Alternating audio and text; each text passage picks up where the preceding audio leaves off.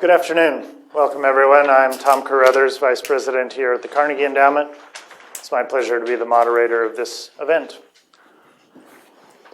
I hardly need say to an audience looking around the room at all the people who have a great deal of experience with the topic of democracy and international democracy supports. I hardly need to say it, but this is a difficult time for the subject of democracy and international democracy support. We know, of course, that there hasn't been an increase in the number of democracies in the world for over 10 years. And we look at a number of specific country cases that have been disturbing. Of course, the events in the Arab world, which have been so frustrating and disappointing in many ways over the last 5 years. Even the transition in Myanmar or Burma not going, and at least as some people hoped it might. We still open the newspaper and see news of coups in Africa and elsewhere. And in general, it's been many different parts of the world have been difficult and disappointing. And it isn't just specific cases that have given rise to so much concern. It's the sense that power holders in many countries have become more sophisticated at dealing with states of partial openness, dealing effectively with the international community to fend off efforts to support democracy. And we've also noticed that elements within society, civic activists, although they're often very angry at power holders, they're often angry at all political elites and don't really want to work through existing political structures of opposition and are sometimes unable to channel their energy and impetus towards something more constructive. In addition to these problems, we have an international community which is distracted or preoccupied with a number of very large challenges which are often seen as not having that much to do with democracy, I think incorrectly, but are seen that way. Counterterrorism concerns and other security concerns. And so the overall picture has become, at least here from the Washington viewpoint, but I think as well from other capitals in the West and elsewhere, discouraging. In such a context, it's especially important to connect a bit to history. The recent history of the wave of democracy in the world. First, to realize that we are still part of something larger in the world that has been very encouraging over the last generation. And the world today is actually as democratic or more democratic globally than it's ever been in its history. It's, of course, easy to forget that, given all the bad news. And secondly, it's important to look back at this last generation of developments in the world and try to extract some of the core lessons from transitions that did go relatively well and try to learn those. Of course, we've been learning them along the way, but somehow that's an effort which has, I think, not been fully developed over the years. And that's what Abe Lowenthal and Sergio Vitar took on in the book that we're here to talk about today through a series of conversations with some extremely important political leaders of our last generation. And they've put together a book which you've heard about and you'll hear more about, trying to bring some of those lessons forward. Now, trying to do that, of course, is not an easy venture. You have first the problem of personalism. It's not hard when I was reading the book, reading about some leaders in Poland, for example, thinking, so how do we take those leaders to Egypt and, have them be running a different country? And that's obviously, you can't just transplant a great leader from one place to another. And so in some cases, you wonder how individual personalities that did so well in one context, how they might have fared in a very different one. And in addition, you just have the problem of country specificity and the fact that countries all tend to feel they're unique and are not really that open to lessons from other countries, no matter how promising the experience of the other country is. So that's their challenge, in a sense, having done the hard work to have these conversations, to bring out this material, to show us how to take it forward. And that's, in a sense, this panel is part of their effort to do that. So we're going to start by hearing from Abe Lowenthal and Sergio Vitar. They're going to talk a bit about some of the core findings of the book. We're then going to turn to Carl Gershman from the National Endowment for Democracy, who's going to reflect from a practitioner's point of view on some of what he's heard from them. At that point, I'm probably going to turn to you in the audience and ask for a bit of reaction and maybe a few comparative examples from your own experience in some cases. Then we'll still have some time. I'm going to turn to Priscilla Clapp, a noted expert on Myanmar, and Moises Naim, known to all of you as an expert on Latin American politics, and I'd say global politics more generally, to give some perspective in Priscilla's case, focusing a bit on Myanmar and the experience there, hearing what she's heard from them, how that relates or doesn't to the experiences there. Moises will talk a bit about Venezuela, but some other trends in the world as well. So we have a rich panel. When you have a panel this big, you sometimes worry the panel is going to be more numerous than the audience, but we don't have that problem fortunately. Lots of people here and a lot of great people. But it's been my pleasure in putting together this event to co-sponsor with the National Endowment for Democracy. Carl's here. The Inter-American Dialogue, and I'm delighted Michael Shifter, president of the Dialogue, is here, and International IDEA from Stockholm. And it's a really special pleasure to have the Secretary General of International IDEA, Yves Leterme, here with us. And we had a chance to talk before the meeting about how he's taking International IDEA forward since becoming Secretary General last year. So it's a special pleasure, and I've asked him to come up and just say a few words of welcome and a bit about this project. Yves, please come on up.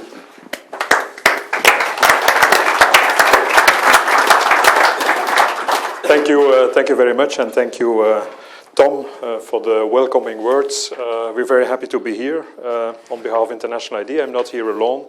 I'm accompanied by Massimo Tomasoli, our representative in New York at UN, because we are a non-permanent member, observer of the UN General Assembly, Karin Gardes, Director of External Relations, and Kurt de Boeuf, that leads the project of Transitions to Democracy, that book, promotion of that book, based in Cairo. A couple of words about International IDEA and why we took the initiative to launch this book together with the two authors. International IDEA, we had a commemoration of the 20th anniversary last week, so we were launched logically in 1995 in the aftermath of the breakthrough of democracy all over the place, I would say, especially in Europe, but also in other parts of the world. We are an intergovernmental organization with 28 member states from all over the globe, north-south. The last one joining us now is Brazil. And we basically work on 4 topics related, you will hear more of that, related to the functioning of democracy, democratic governance, and transitions to democracy. The number 1 is what we call the electoral assistance. That's why we are called IDEA, International Institute for Democracy and Electoral Assistance. So electoral assistance is our first domain of activity. Very typically, we consider the electoral cycle, not only what's happening on elections day. We don't do electoral observation, but we basically do everything else related to the process of organizing elections, of the protection of the safe procedures of elections itself, electoral techniques, the mechanics of elections, and so on. The second domain is also very closely related to the subject, is constitution building. But not the logistics of constitution, writing, of drafting constitutions. We're more specialized in organizing inclusive processes of constitution building. For that kind of activity, we have an office in The Hague. We ourselves are based headquartered in Stockholm.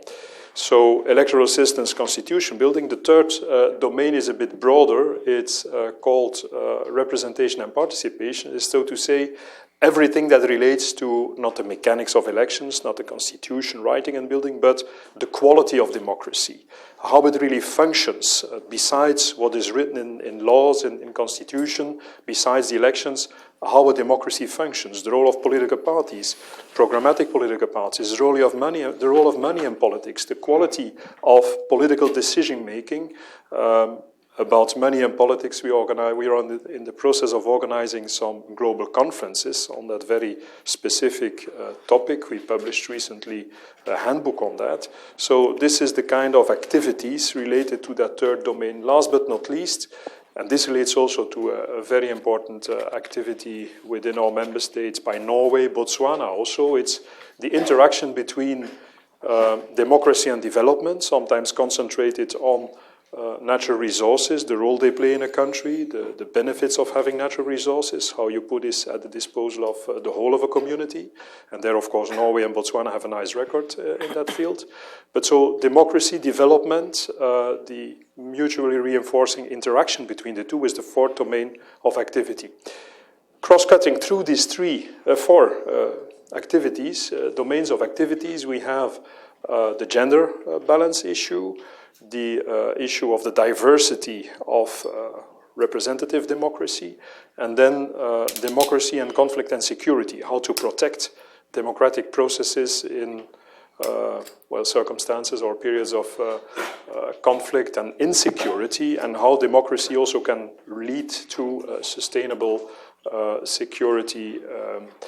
We do basically three kinds of activities. The number one, and this is done by our headquarters in Stockholm, we publish sources of knowledge, of statistics. We cater for some websites together with other organizations where you can find a lot of evidence, figures on elections, on the representation of women in politics, for instance. We publish a lot of reports, books, policy papers. So that's the first kind of things we are doing.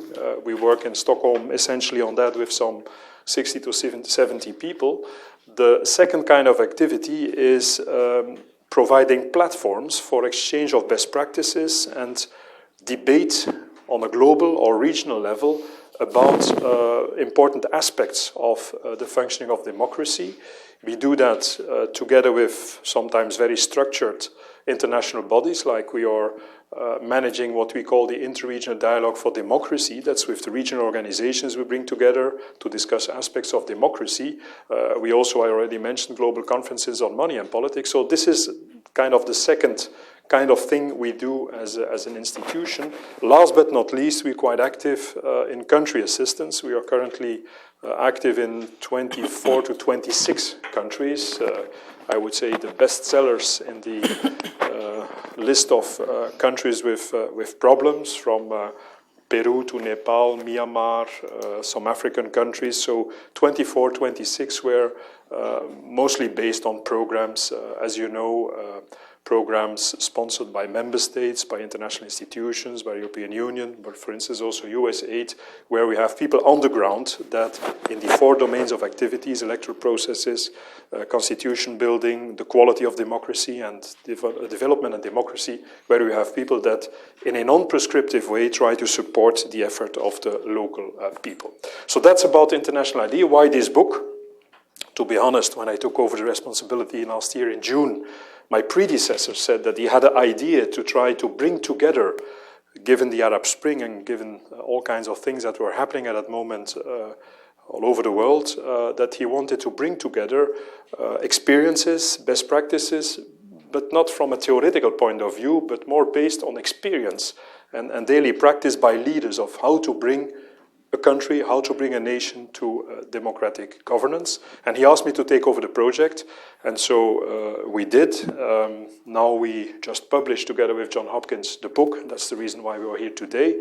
We will have of this book at least 4 to 5 language versions. There will be translations in Spanish and Arabic, in French and in Dutch, and we are thinking about other versions in Myanmarese and in Russian, maybe.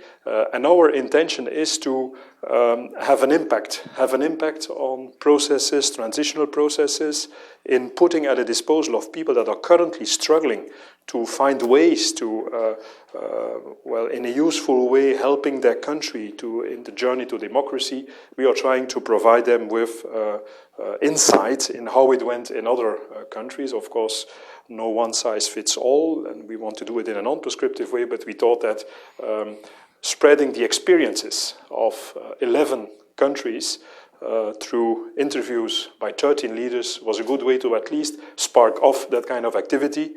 My wish would be for my organization and for the global community that in the course of the next years we can build up and position somewhere in the international institutional landscape a capacity in terms of research, of training, facilitation, mediation, a capacity to, based on the good practices, based on experiences, put at the disposal of people this kind of insights and experience. So that's it about the idea, about the link between idea and the work. Let me just use 10 seconds to, in front of this audience, and thank you for being here, thank Abe Löwenthal and Sergio Bitar, in alphabetic order, Sergio Bitar and Abe Löwenthal, for the really tremendous work they have done. I think the book is really, it's very good to read it. It's very easy to read, but it's very attractive also to read it. So I would recommend it. The contract with Johns Hopkins doesn't provide any rights for us or any source of income for us, so I can freely recommend you the book, and I leave it now to Tom to lead the panel. Thank you very much. Thanks.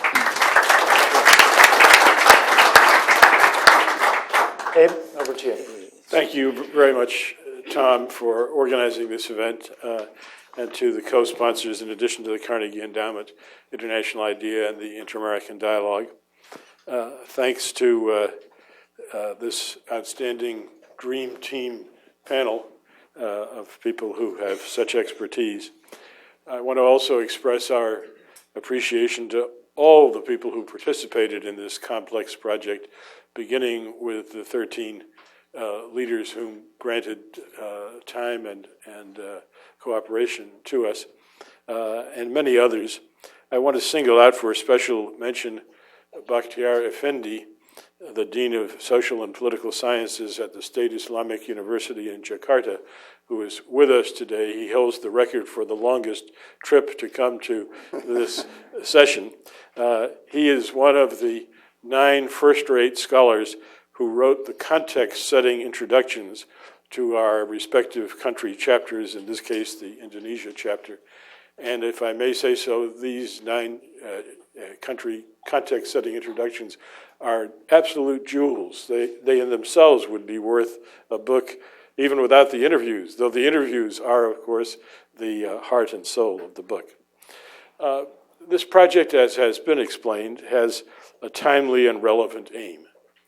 We have tried to distill and communicate learning and key principles from the experiences of political leaders who played diverse, but in every case important roles in helping achieve transitions from authoritarian and exclusionary rule of various kinds toward effective democratic governance characterized by regularly scheduled, reasonably open and fair multi-party elections, and rule that is subject to checks and balances on executive authority with respect for fundamental rights of political organization and expression. The 9 cases we studied all made successful and essentially unreversed transitions to democracy thus defined. They are, of course, uneven in their democratic experience and imperfect, but then what democracy is perfect? The leaders whom we interviewed played different roles. F.W. de Klerk, B.J. Habibi, and Ernesto Cedillo were important leaders in authoritarian regimes of different types who helped move their countries toward democracy. Patricio Elwin, Fernando Enrique Cardoso, Felipe Gonzalez, Ricardo Lagos, Tadeusz Maciejewski, and Thabo Mbeki were prominent in opposition movements that helped to end authoritarian rule, and they then helped construct democracy in its place. Alexander Kwasniewski, Fidel Ramos, and Jerry Rawlings were bridge figures, straddling the divide between autocracy and democracy. These transitions could not have occurred without significant contributions, in most cases, from social, civil, and political forces, and in some cases, the important role of mass participation. But the roles of these political leaders were central and worth capturing. Now, we have not produced a book of rigorous, modern, comparative politics with careful hypotheses, clear, theoretically driven criteria for case selection, quantifiable and comparable data, all under the light post, and statistically significant findings.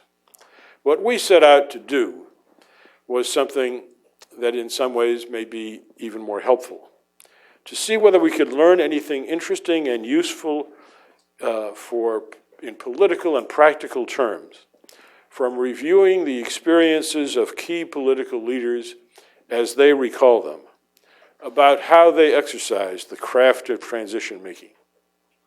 We think that probing, well-prepared interviews, driven by an understanding of political processes and of recurrent issues that are faced in all such transitions, is the best, if not the only way, to achieve this kind of learning.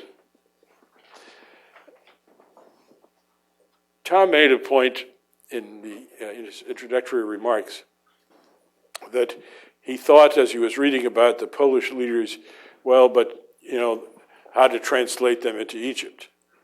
That's, of course, an important question. What can we learn from the experience of these people?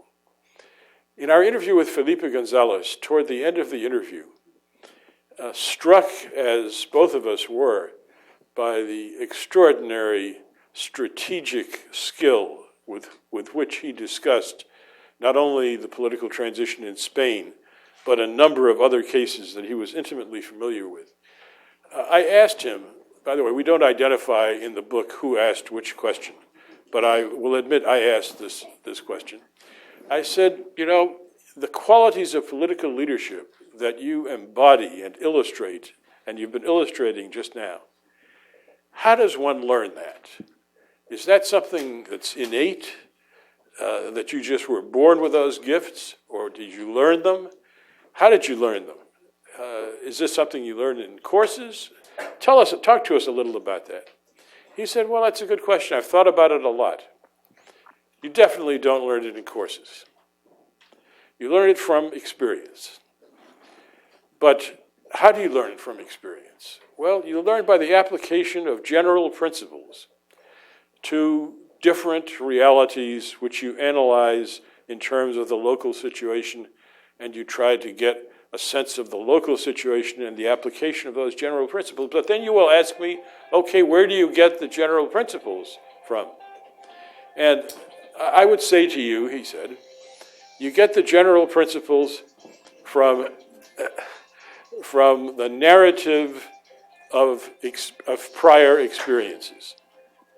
Well, that's the fundamental sort of instinct behind this project, that we can get a lot of meaning out of the remembered narratives of important comparable experiences.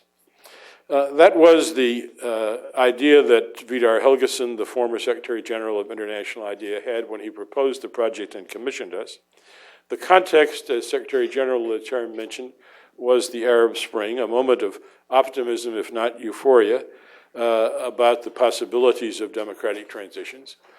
Today, our book is finished and out. The context, as Tom said, is much less optimistic. The Arab Spring has turned to winter in almost every case. There's talk of democratic recession, regression, decline. And there are people who say, well, you know, those third wave transitions, like the ones that we looked at in the late 20th century, those were easier or even easy cases, and much harder to deal with a lot of situations in the world today. Well, we think that one of the valuable contributions of this book is to remind ourselves that the transitions that we review were not, in fact, easy. They were surprising. They were not expected. They were not quick, but took a long time. They had ups and downs, zigzags, reverses. They were complex, uneven, and imperfect, and yet they were meaningful. They changed the nature of politics in the respective countries in ways that took hold and have lasted. And therefore, it is worth considering what can we learn from those experiences. The book, it's not a thin book, either substantively or physically. 85% of the book consists of the edited interviews of the 13 leaders. And they are, of course, they're different, but many of them are absolutely gripping. I predict that any one of you that picks up on one of the interviews will be drawn in to seeing how the mind works and the issues that were faced by these people. There are also two analytic chapters, one by Georgina Whalen of the University of Manchester on the role of women in these same 9 transitions, which corresponds to the emphasis on gender that Yves Leterme mentioned. And our own analytic chapter trying to distill what we took away from the cases.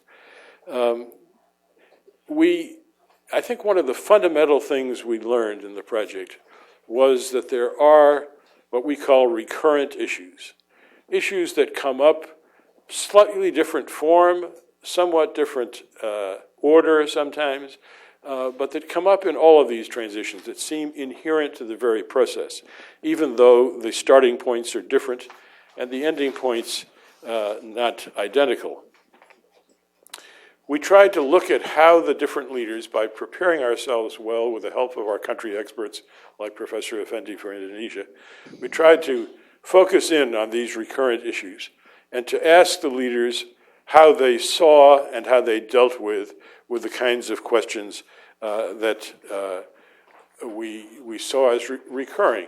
I just throw out some examples without talking about most of them, but how to unify oppositions and at the same time marginalize those elements of the opposition to the autocratic regime that might derail the possibility of transition, and how at the same time to divide autocratic regimes. How to induce forces within the old order to accept change without, in doing so, discouraging those who have taken great risks to force change. How to end violence and foster citizen security while assuring that all intelligence, security, and police forces will act henceforth within the law and subject to civilian political control. How to foster mutual acceptance by forces that have been bitter enemies. How to overcome corruption and integrity and impunity.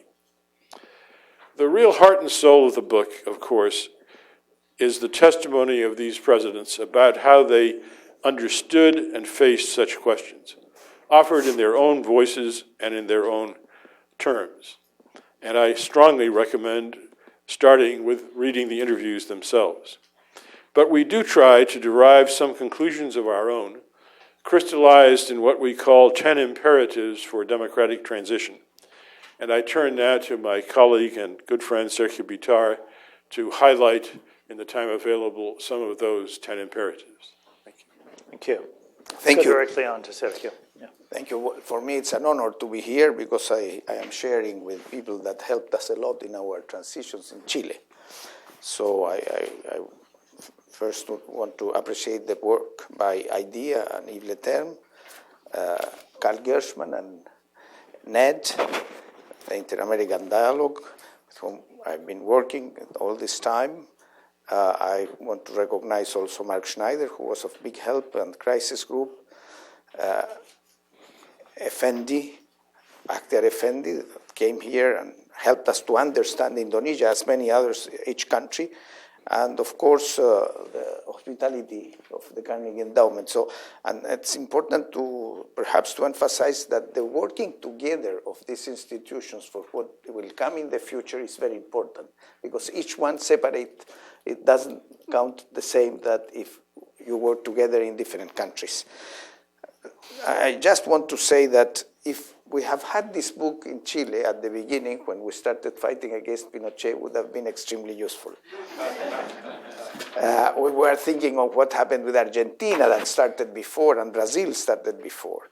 But now, with all the experience in Africa and Asia, in Europe at different stages, I think that the experiences described by the leaders will be of great help in the future, and will be especially for not only politicians, academicians, but also for students, social activists, and especially for international organizations on how to deal with the issues that are coming. We don't know how these reflections in the new world we are living, because many of those transitions happened during a Cold War, and that changes completely the space for action, for social mobilization.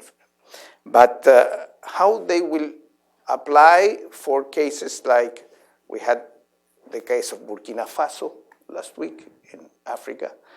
We have Myanmar, and we have an expert in Priscilla in this area, and we were discussing that the process is started in '98, as you told us, are long processes, how they will evolve.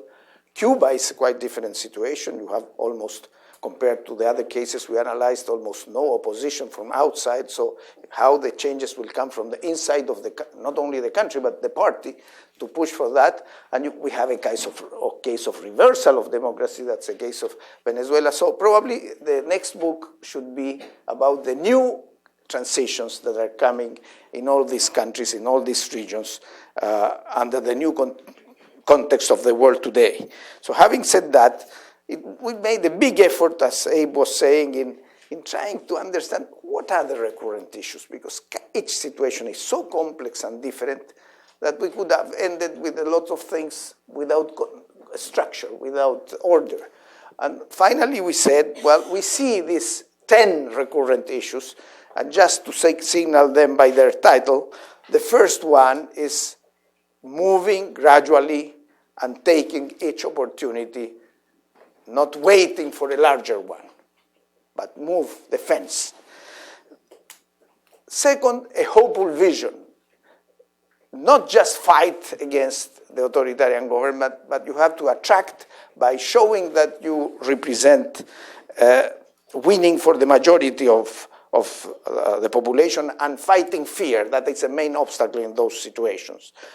The third main issue is that we saw in all cases building of coalitions between parties and social movements. And it's a very decisive factor in adding up workers, students, women. That's a major issue, and you will see different formulas, ways that those things happened. Fourth, protecting dialogue. The spaces for dialogue, even if it's interrupted many times because of death, because of conflicts, this dialogue is a space for understanding each other, develop trust, and that appears in most cases that we analyzed. Then the fifth is how to face the Constitution, because when you are starting something new, Constitution in some way defines the society you would like to build. So how to build those constitutions. And we had many examples on how to do it, but one rule that was always there is that has to represent everyone in the country, and that the process of building it's very important, not trying to solve all problems, but to establish a system by which you can solve the problems. Then a sixth main important point is how to enhance, reinforce, or even create political parties. Without political parties, that doesn't work. In general, authoritarian governments destroy political parties. So all leaders did a larger work on that. A seventh point is how establish the civilian control of the armed forces. And there are many ways there that are quite interesting to know for new cases, and also to how, in all cases, the separation of the police from the armed forces as a critical aspect for the managing.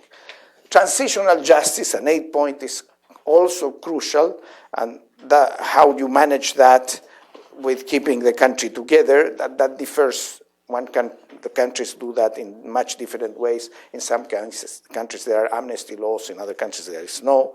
In some countries the commissions of truth and reconciliation, in other countries have copied that and adapted to their reality.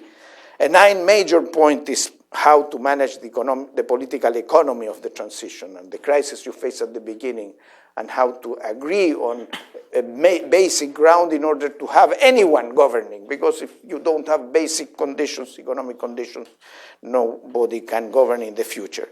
And a 10th important point is the external support. How to do external support in a way that converges with internal forces as is required by internal forces, but all leaders said those processes are managed from within, not from outside. And so, but the ways of doing that in terms of protecting human rights, protecting the life of those who are fighting against those dictatorships, strengthening political parties, educating in terms of rule of law, independent judiciary, freedom of expression, and the development of civil society when you don't have enough parties. So the debates, preparing programs, all these areas are quite important for external support that comes out from this. And of course, that will change in the future with new technologies, new international bodies that control at least some of the dictators through the La Corte Penal Internacional, International Court of Justice, and other bodies in the United Nations that put control now on genocides and killing. So the world has changed. The countries are different, but the push for transitions, the push for democracy will continue, and I think these lessons from these leaders are very wise and very rich to be learned and to follow. Thank you. Okay, thank you, Sergio. Carl? How about Well, first, my really warmest congratulations to Abe and Sergio for what I think is a really helpful and important contribution. I read Democratic Transitions with its interviews with leaders of transitions from an earlier and more hopeful time with, I have to admit, with a certain nostalgia. The lessons of these successful transitions are indeed instructive. Importance of incrementalism, inclusion, compromise, using available political space to broaden and unify opposition democratic forces and to foster dialogue with elements in the regime open to democratic change and so forth. And that, frankly, they are also a bit self-evident when we think about what we do and how it gets done. But it's really, really good to have this book and this description of transition as a model and a standard at a time when the momentum of the period of the third wave, as Sam Huntington called it, has given way to what is commonly called, and others have mentioned this already, a democratic recession. A recession that has three broad features.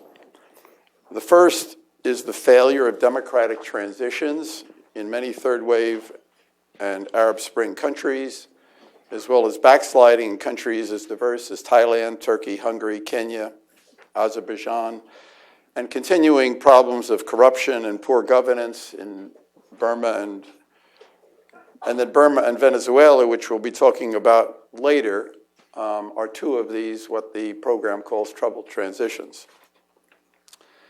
The second is an authoritarian resurgence that is sharply in contrast to the period of the third wave. Russia and China and other authoritarian countries are assaulting civil society, blocking democracy assistance, undermining democratic norms, aggressively pushing alternative ideas, keeping the world's democracies divided and on the defensive intellectually, politically, and strategically.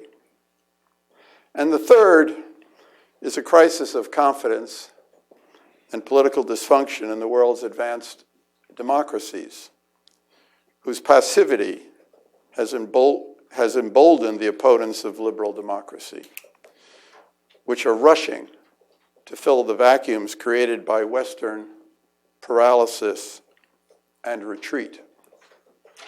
The news is not all bad. There have been some important gains: the Nigerian elections last March, the transition in Tunisia, the defeat of Rajapaksa last January and last month in Sri Lanka. It's also noteworthy that the number of electoral democracies, as measured by Freedom House, has really only marginally declined since the high point of 2005. So there's a debate as to whether the third reverse wave, as Huntington called it, has actually happened. I think we can call this current period, in my own view, a third reverse wave, even if it doesn't go, not like, the first reverse wave with Nazism and so forth. But it is a reverse wave. In addition, China and Russia and other authoritarian countries face their own very serious internal economic and political problems. There's a good piece by Jerry Cohn in the Washington Post today about China's problems. And not least, democracy and civil society movements, though they're under attack, have remained resilient, despite the harsh crackdowns, the repressive NGO laws. Democracy activists today are more experienced and tech-savvy than they used to be. They're better organized, and they're impressively fearless and tenacious. There are many things that can and need to be done. I could list more than 10, but I'll only list 5 because I have limits of time. I was inspired with Moses. Moses, 10 commandments, all right. You know, it's like Mel Brooks, you know, he had 15 commandments, he dropped, and then he dropped one of the stones, he had 10 commandments. Well, I got 5. The first is to provide sustained support to frontline activists who need to know that they're not alone. In addition to financial and political support, it's important to provide training and equipment for cybersecurity to civil society activists who are vulnerable to cyber attacks from autocratic regimes that are not, as was once thought, technologically challenged dinosaurs. Opposition civil society actors also need to start thinking now about governance challenges in the event that an unexpected breakthrough requires at least some of them to make the move from opposition activism to assuming government responsibilities, and that was obviously a problem in Egypt. Second, it's important to build international coalitions of democratic solidarity, which have withered in recent years, and I like Sergio's point about the kind of organizations that have come together here, working together, but it has to be done on a much more ambitious scale. We need to think about rebuilding transatlantic bonds to deal with Russia's troublemaking and its weaponization of information. And so is strengthening the inter-American democratic solidarity. The silence in the hemisphere on Venezuela's political repression and reckless international policies needs to end. And I just want to note that Felipe Gonzalez has not been silent, and that's terrific, but he's also not a Latin American. I mean, you want to see more leaders in Latin America speaking out, and they're not. And so should the failure to criticize the Cuban dictatorship. You said there's no support from outside, and you're right. The failure to criticize the Cuban dictatorship, even in the new political context of restored U.S.-Cuban diplomatic relations. This raises the third priority, which is to regain the will to fight the political and intellectual battle for democratic values and ideas. Raising an intellectual banner does not come naturally to the so-called democracy support community, which has become very operational and worried more about grants and evaluation reports than political threats.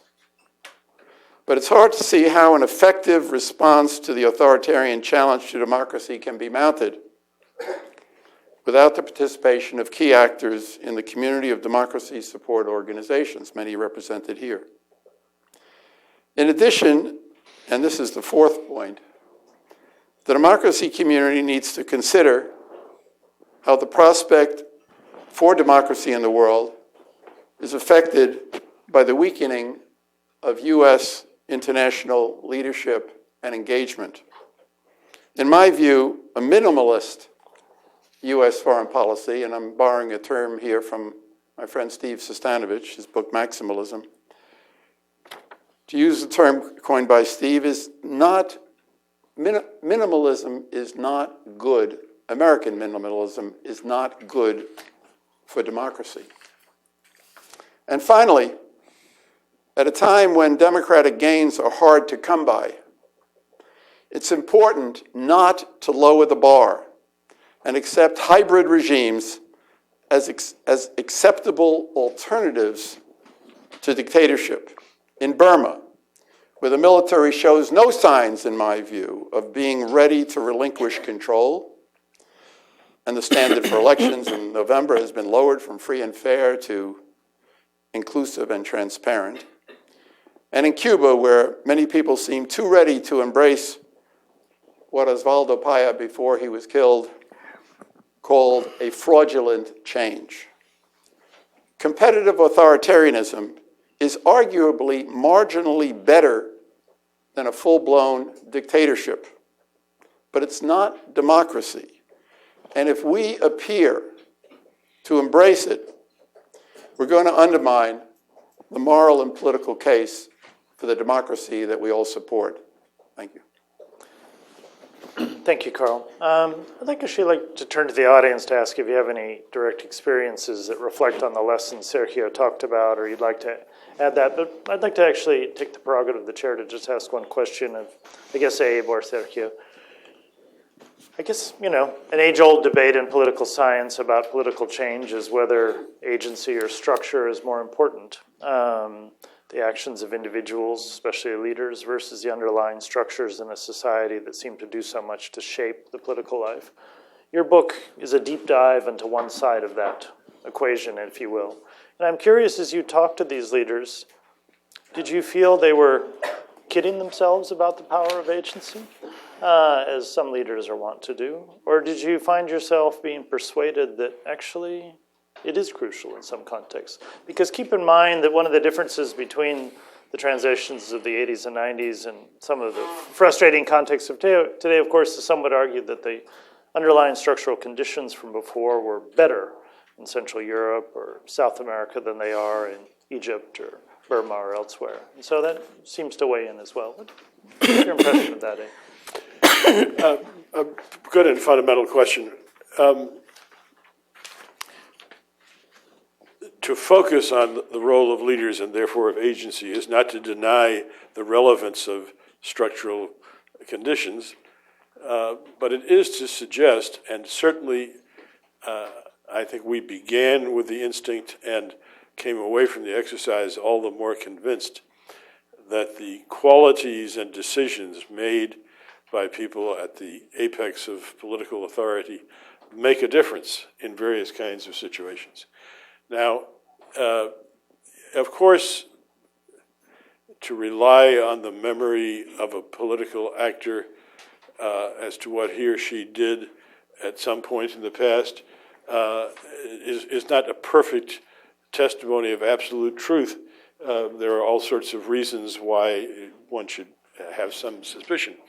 On the other hand, on the whole, these statements by these leaders in response to our probing questions struck us as having the ring of authenticity, and we'll be very interested to see what readers think as they go through the same material. I can't, in the time available, make a convincing statement as to why we were compelled by a lot of this, but I think I'll take one example just to make the point, or maybe two. One certainly was a case that Sergio knows intimately as an actor, and which I knew reasonably well as an analyst, and there are people in the room who know a lot about. That is the case of Chile. We had the opportunity to interview both Aylwin and Lagos, people who played different roles in that long history. And we interviewed Aylwin first and Lagos later, but we did not repeat to anybody what somebody else said. These were, one-on-one situations. But it was fascinating to me, without the same kind of involvement that Sergio had, that Patricio Aylwin explained to us a significant issue in the Chilean transition, and his own view, and the fact that that view was not shared by many other important actors. And he mentioned Lagos specifically and said, Ricardo Lagos didn't accept this point of view, and he then explained Lagos's position. We then interviewed Lagos, and without mentioning the Aylwin interview, he went to the same issue and talked about it in terms, if not absolutely congruent, tremendously overlapping with what Aylwin had said. And he described in terms that Aylwin would have nodded what the issue was and why they saw it differently. And he basically came to the conclusion, which he expressed in so many words, that, looking back, Aylwin was right about that. So this is not a guy kidding himself. This is a guy who's saying, on the issue of accepting the legitimacy of the 1980 Constitution for the purposes of contesting the 1988 plebiscite, a lot of us in the opposition thought recognizing the legitimacy of the plebiscite meant recognizing the legitimacy of the regime, and we weren't going there. But Aylwin stubbornly insisted this is the only way to pose that challenge. And of course, I don't think the 1980 Constitution was legitimate. But when, as he said, when the policeman stops a speeder on my street, what authority does he have? It all goes back to the fact that there's a rule of law and that there's a government. And we recognize that in practical terms. Well, let's get over it and recognize it for the purpose of this election. I took a lot of time on that one, but there are numerous statements made in these interviews that really give you a sense for how and why decisions were made that really do seem to have had consequences, and where the alternative to the decisions that were made might very well have led to different consequences. And I think that it's worth reflecting. And it's not in fashion. I made a comment about this when I make my introductory remarks. It's not in fashion in contemporary comparative politics, where you want, such data and comparability that the factor of human decision and agency gets factored out. But it's not that way in real life, and it's worth learning from the experience. Carl, you wanted to add to that? Then I want to come to, was you? I would like to just, I'll say something brief. I mean, the first thing is that we all know that, and Huntington anticipated this, that we're dealing with much more difficult situations today. He said it at the end of, the third wave, that you're dealing, with the remaining Marxist-Leninist governments, you're dealing with Islam, you're dealing with East Asia, you're dealing with the economic problems in Africa and so forth. It's much, much more difficult. But having said that, even in these difficult circumstances, agency can be very, very interesting and important. We'll see how it plays out in Burma with Aung San Suu Kyi. But, I have to tell you that it would be good for her to read this book, in my view. Because there are in the NLD coalition today in the elections, there's no Muslims, there's no minorities, there are no people from the 88 generation. One other example, which I find is just really, really interesting. Tunisia had better circumstances to work with than any other country in the Arab world. Small, very oriented to Europe and so forth. But I would really look at the role of somebody like Rashid Ghannouchi, the leader of the Ennahda party. I mean, it's remarkable, and read what he said. And the role he played is critical in trying to reconcile very, very divisive forces and the suspicion between the secularists and the Islamists. I've talked to a lot of secularist Tunisians who said you can't trust any of them, and yet he played an incredibly constructive role. And I think that needs to be looked at very carefully as to why so far the Tunisian transition has succeeded. I'd like to take one or two questions from the audience before we add some of the case studies to it. Over here, right here. If you could introduce yourself to the group and then go ahead. Hi, thank you. Fascinating discussion, and I'm really looking forward to digging into the book. I'm Jim Michael. I'm a consultant these days. Carl, I wondered about the duration in which the individuals that you interviewed were in influential positions, because you've described this as a gradual process with a lot of small steps. Some of these, I know, Ricardo Lagos was active for a long time, Enrique Cardoso active for a long time, Felipe Gonzalez. But then Zedillo, was there for the period of the sexenio, and that's all you get in Mexico. And I wonder if you had any generalizations about the way individuals can engage over the period of time that is necessary for a transition to occur, and at the same time retain democratic values and principles and not get caught up in the love of power. Let me take one more. I see Mark Schneider here would like to add a comment. Tiffany, right there on your right, Mark. Thank you. Mark Schneider, International Crisis Group. Before that, other things. The discussion really is fascinating. I had three questions that came to mind. One was the distinction between how do you get to a transition and how do you sustain a transition. And here it does seem to me that the issue of institution building is critical in sustaining. And particularly, the second is, Sergio mentioned the issue of transitional justice, which we didn't hear a lot about. But it does seem to me that in terms of sustaining, the experience is that when we fail to do that and fail to establish institutions of justice, those transitions are very fragile and vulnerable. And the third is, I heard a difference of opinion between Carl and both Abe and Sergio on the question of gradualism, of seeing the opening of space in an authoritarian regime and taking advantage of it and moving, but not gaining the full nature of democratic values and institutions that we all want. But that may be the only way that you begin to build that process. Can you just choose the best bits that you have something to say? And you don't feel you have to be systematic, because that was a lot of questions, but because I want to get to Priscilla and Moises. Sure, and I very much want to hear what they have to say. I think Mark, you're breaking it down into the different stages.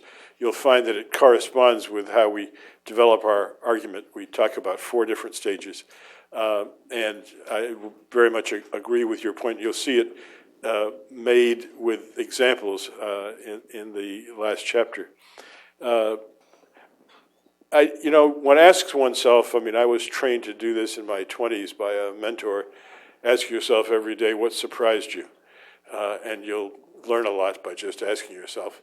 One of the things that surprised me was how convincing I found this argument for gradualism over the course of these various interviews. We're all familiar with one case or another where the critique has been made that those who were involved in these transitions gave away too much in not insisting. And this is an issue in Brazil, in Chile, in Mexico, in Poland, in Indonesia, in Spain. It's everywhere. And I really was surprised as I went through the preparation for the interviews and then the interviews, how that argument for not grasping too far, too fast, held up. And I'll be very interested to see how others react to it. Just on Mr. Michael's point, these people did play very different roles, as I said at the outset, and some of them were involved in different stages and so on. I might take advantage of your question, since you mentioned Cedillo, to just mention that one of the contributions of this book is precisely that there is an extended interview with Ernesto Cedillo about his role in the opening of the Mexican political system. In fact, he has never granted anyone an interview on that subject, and it was not easy to get him to agree to this interview, but ultimately he did agree, and as is characteristic of his approach, once he agreed, he was totally cooperative and disciplined about it. We had a 3-hour conversation, absolutely uninterrupted, absolutely focused, and very interesting in terms of neither exaggerating nor minimizing the importance of steps he took in that process that made a big difference in Mexican history. We need to move on to our other 2 speakers to bring them in. I had the idea on this panel of bringing in 2 contemporary cases of one attempted transition, one sort of backsliding case or case in trouble of Venezuela, and I thought very contrasting. And so I've asked Priscilla to say, in a sense, hearing this, reading a bit about the work, how does it strike you from the perspective of we're living through this attempted transition right now in Myanmar, Burma, and what strikes you? Well, I've thought a lot about this framework even before I read your pieces, because I happen to have written a study for the U.S. Institute of Peace that was published in April of this year that comes up with many of the same elements of transition, analyzing what has been happening for the last 20 years in Burma, Myanmar. And it's remarkable to me how much similarity there is between the two models. And if you look at Myanmar in the context of the elements that these two authors have brought out in their interviews, you can see that these are all present in Myanmar, but at a much earlier stage. The countries that you were looking at are much farther along, both economically and politically and intellectually, in terms of understanding democratic governance than Burma. And I think that we tend to overestimate the capability there, and that we have developed outsized expectations of how quickly a society that is so backward, has been repressed for so long, can move into democratic governance. And I think that this framework helps us, if we can look at it in this framework, it helps us understand what the hurdles are, and that it's not going to be a straight line forward. It's going to zigzag, and it's going to take a long time, even for the democracy advocates, the long-time democracy advocates, to develop democratic practices. They've never done this before. Yes, they were democracy activists for many, many years, but they weren't allowed to practice. They were repressed. So it's the first chance they've had to try and practice democracy. And this is an authoritarian society. It's a patrimonial state. It is run by an oligarchy that is heavily military and military cronies. They control the economy. They control the political system. But they have open space now for political dialogue. They have open space for diversities. There's enormous ethnic diversity in the country. And they have to begin equalizing that. They've begun doing that for the first time in 50 years. Actually more than 50 years, because even during the democratic years, they shut the ethnic minorities out. And it was still a very patrimonial society in those days. So they're at a very early stage, and I think that we don't fully appreciate how early it is. And we have projected our expectations, because the turnaround was so unexpected in 2011. We developed this idea of how fast it would go forward and how much would be achieved in 5 years. And I think it's unfair to judge where they are now by our expectations. I think we need to be much more careful about this, especially with the NLD. Now, I just don't agree with Carl. There were Muslim candidates put forward, but they were disqualified by the Union Election Commission, the NLD Muslim candidates. They have several members of the 88th generation among their candidates, but not the famous ones that Carl's talking about. They had an 88th generation member in the parliament who was elected in 2012, and he's on the Central Executive Committee of the NLD now. And they have enormous ethnic diversity in the party, because in the ethnic states where they're running, in almost all of the constituencies, they're running ethnic minorities. And I've been around to those states. I've met with these people. It's all local people. So you cannot project the NLD today as only representing Aung San Suu Kyi. And I think many people outside do that. And she's authoritarian in many ways, but that's the way the society is. And the people even expect it. But I think that this is an excellent way to analyze where they should be going and how rapidly we can expect them to go. Now, let me just point out the three major challenges I see in your terms, in terms of your analysis. First is military-civilian relations. This is a country that is still very much in the grip of the military. And they're beginning to work on military-civilian relations, and they're beginning to debate how soon the military should step back and develop some timelines for that. They're beginning to talk about what role, how the civilians can begin to assume some of the roles that the military is doing now. It needs to go faster. It could benefit a lot from conversations with us and with other democracies around the world, but we've shut them off because of our esteemed Congress. The economy, as I said earlier, is in the grips of oligarchs who are either former military leaders or military cronies. And that has to change. They have to open up the economy so that more people can benefit from the wealth that is flowing into the country. And finally, they need to develop much better inclusiveness for the many, many minority nationalities in the country, minority ethnic groups. That process is underway. They have been negotiating a ceasefire, and even before the next government's in place, I believe they're going to wind up moving into a political dialogue with them.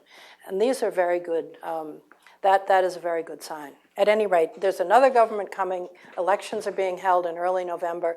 It's going to be a very unstable period for the next few months. We'll see where we are in 6 months. Thank you, Priscilla. Interesting. Moises, turn to you. So thank you. As I was reading the book, I was lamenting how long it takes to research and write and publish a great book. And this is a great book, and it's full of insights and smart observations and very useful prescriptions. But there is also a book that essentially centers on interviews with leaders that were in charge of transitions in the 90s and early 2000s. And it's not that what it says is wrong, is that what it doesn't include is too much. Too much of what has already gone on, too much. There is a lot of changes. If you think about the dynamics that shaped the Spanish transition that Felipe González talked about, and you think about how's the world today in terms of connectivity and activism and international setting and the geopolitical rivalries, it's not that what Felipe González says is not right, is that there is a lot that it's missing if you want to think about the current world. So I was very happy when I heard both Sergio and Abe and the president of IDEA saying that they are thinking about the next book. We need the next book that has the same very smart approach about these things. As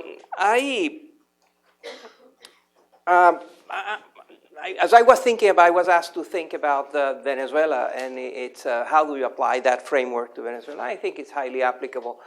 But I also, because I did that, I applied the 10 imperatives that you mentioned that I found very useful. Then I said, well, what else would have to be done in Venezuela today? And I think this is going beyond Venezuela. Venezuela is such an extreme case in so many ways that I think it's an interesting example, interesting case study that applies to a broader set of countries. One of the things that is happening lately is the growing importance of looking democratic, even if you're not. So stealthy autocrats, stealthy dictatorships are becoming fashionable, common, and very hard to analyze with the tools that we have. I was reminded in the 1970s, I think, V.S. Naipaul, a very well-known Trinidadian Indian author, went to Argentina, and he wrote an essay in which he talked about institutions in inverted commas. Inverted commas is his British way, very British way of referring to quotation marks. He says, well, I went to Argentina. Argentina has everything that an advanced democracy has. It has institutions, and it has a Ministry of Education, and it has courts, and it has the military, and it has political parties. It has everything, except that all of these institutions are in quotation marks because they don't really work, or they don't really work in the way we expect them to work. So the Ministry of Education doesn't really do what a Minister of Education should do, and the police doesn't behave in ways that we expect the police in a democracy to work, and so the military and so on. So as I was thinking about the case of Venezuela, Venezuela is as I said, is a great example of this stealthy democracy, these countries with inverted commas around their institutional. So Venezuela has elections. Venezuela has a division of powers. There is an independent National Assembly, and there is an independent judiciary, and there is an independent media. There is an independent private sector, there is an independent oil industry, an independent central bank, an independent, go down the list. And then put quotation marks in every one of those, because none of those are really independent. And they're not independent in a very stealthy way. The media, for example, is a wonderful example. The government will tell you that there's a bunch of independent television stations and privately owned, and newspapers and radios. Well, the small detail is that a lot of those media companies have been recently purchased by investors. It so happens that the day after those independent investors bought those properties, the editorial line changed and they became completely complacent and in favor of the government. They are not independent. They are essentially appendixes of the government. And the same happens with the judiciary and everything else. So, and as you know, this is not just happening in Venezuela. This is happening around the world. You know, you can see it in Russia. When Russia invades a country, it doesn't send the armed forces. It sends an NGO. So now we invade countries. Countries empires grab land by sending NGOs. What I'm referring to, of course, as you know, is that Crimea was invaded by nationalists or by militants that in fact were members of the Russian armed forces, except that they disguised that. So again, the stealthy behavior to look democratic and look respectful of international standards and all that has become a very important priority in a lot of these transitions. Stealthy. The second point that I missed there is the growing importance of another invisible power that is shaping these transitions, and those is crime. We have a growing evidence of the importance of what I once called mafia states. Can you really understand the behavior of Russia and the Kremlin, both domestically and internationally, without incorporating criminal behavior and the criminal activities? Burma, Myanmar, can you really understand the behavior of the oligarchy that is in power and controls the economy without talking about drug trafficking and corruption at large scale? Or in the case of Venezuela, of course, and so on. So crime and mafia states and governments that take over mafias, not to stamp them out, but is essentially to run them and to run them to their benefits of their friends, family, and others.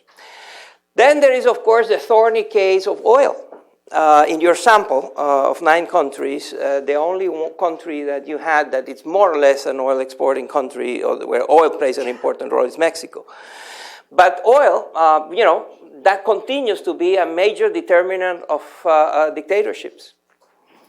We don't have a lot of examples of an oil exporting country that has transitioned from a monarchy or an autocracy or dictatorship to a democracy. And Venezuela happens to be an oil exporting country. So there is that dimension. And so I think that's very important in the next book, because I think that's about to change. I predict that in the next decade or so, these oil exporting countries are going to be more vulnerable to regime changes than in the past. As you know, this is based on some assumptions about oil prices. But if the current new normal for oil prices stabilizes around where it is now, a lot of these countries are going to undergo very deep adjustments in their economies that are going to have political consequences and perhaps create some of the conditions that you outline in the book. I ran out of time, but I would have mentioned the importance of social media, of course, which is not that present in the book and plays important roles. Civil society, the growing middle classes that are, full of expectations, aspirations, and are better informed, better connected, better educated, better fed, and know more about what their rights are. And then finally, I do think that in all of these cases, you mentioned the guys with guns requirement, the importance of incorporating and dealing with the military, the police, and the intelligence services. I think those are the 3. Well, the problem with that assumption is that the assumption is that that's a monolith. Again, is the inverted commas situation. You assume that the military is the military. But it so happens in a lot of those countries, you don't have a military, you don't have a police, you have factions within the military that compete with each other, and that very rarely are these highly unified, cohesive, well-integrated actors. And therefore, that's both good and bad. But I think it's part of the reality. And finally, I want to mention that the role of a foreign power is not a very important factor in any of your case studies. With the probable example of Poland in your sample of countries, all the other countries that you had a transition that was essentially driven by domestic forces and by domestic realities. In the case of Venezuela, which is what you asked me to talk about, it's impossible to talk about any transition without talking about Cuba.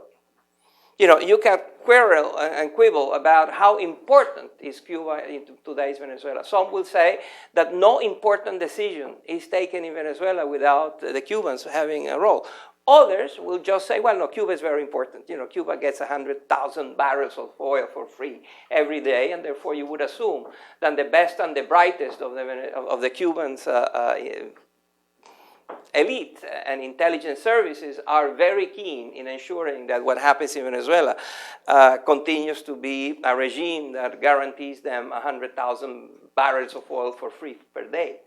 So it doesn't matter, but which side you take, either Cuba is in charge of Venezuela or Cuba is very important in Venezuela. But this is a very good example of what happens when you have a foreign power occupying or playing a very important role, and there was very little of that. Other than that, it's a great book. Okay.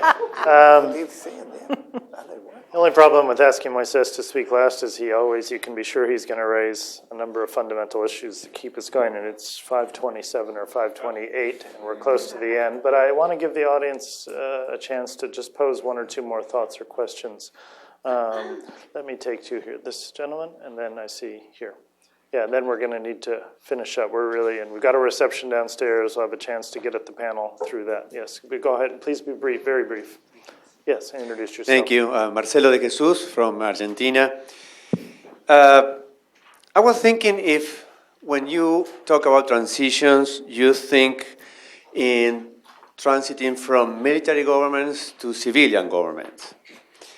And this doubt that I have in my mind is because some civilian governments, at least in Latin America, are elected and exercise power in a very disappointed way.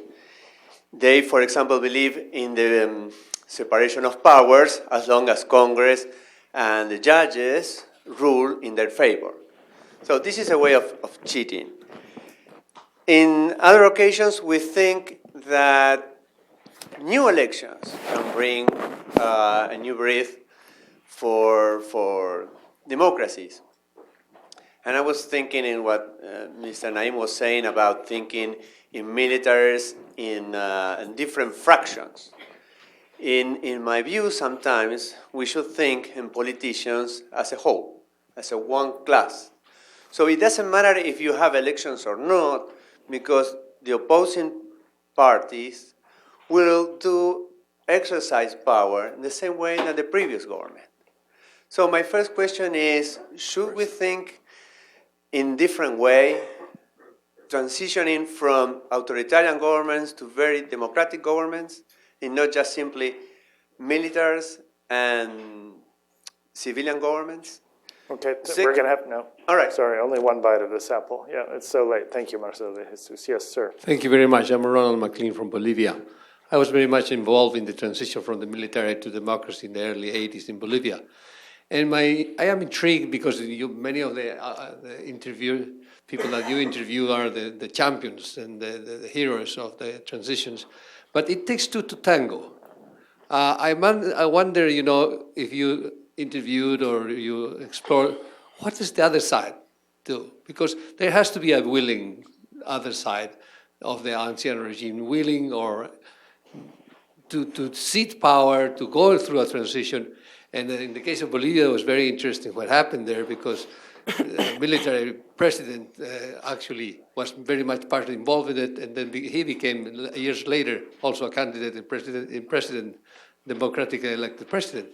So my question is, have you explored what are the actors, who were the actors, how did they behave from the side of the old ancien regime, so to speak, to allow a peaceful and successful transition? Okay, maybe I give you 1 minute to finish the session. Yeah, but like I say, there's a reception downstairs right afterwards. They'll all be there. But go ahead. So, very rapidly, in the spirit of that instruction, we do not define this as transition from military to civilian rule. The military is an instrument of different kinds of authoritarian regimes. So it just is not a correct reading of what we did. With respect to your question, with exactly the same mentality of your question, one of our interviews is F.W. de Klerk in South Africa.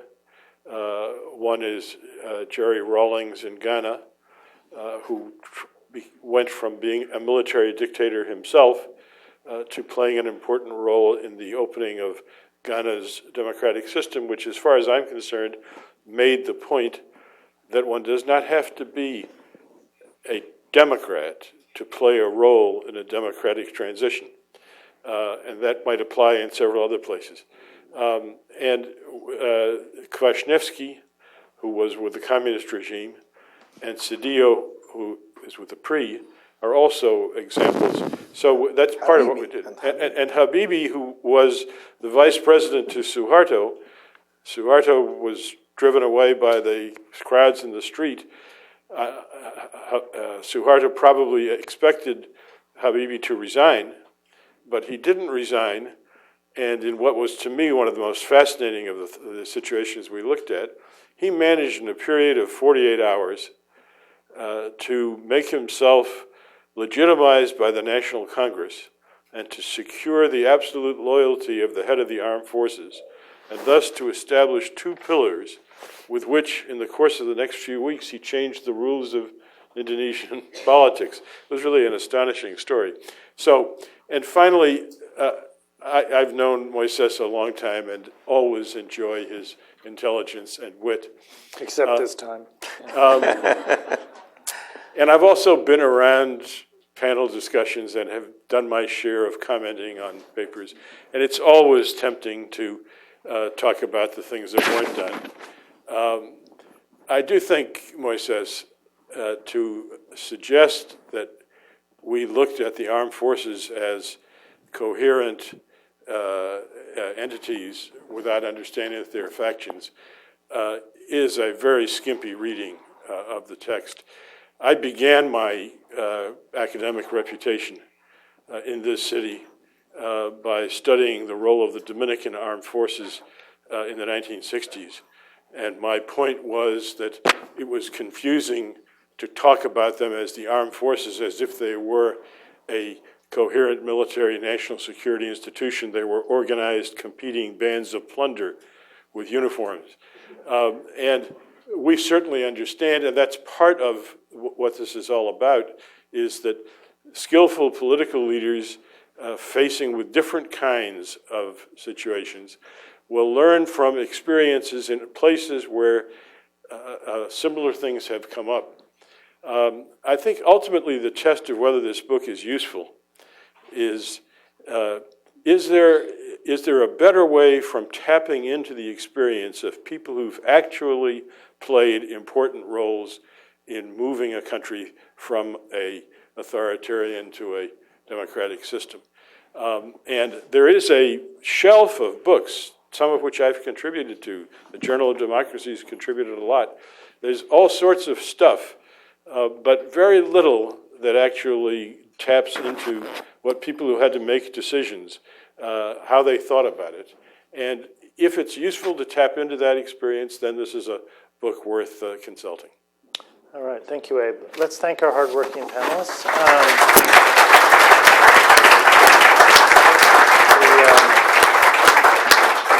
As I mentioned,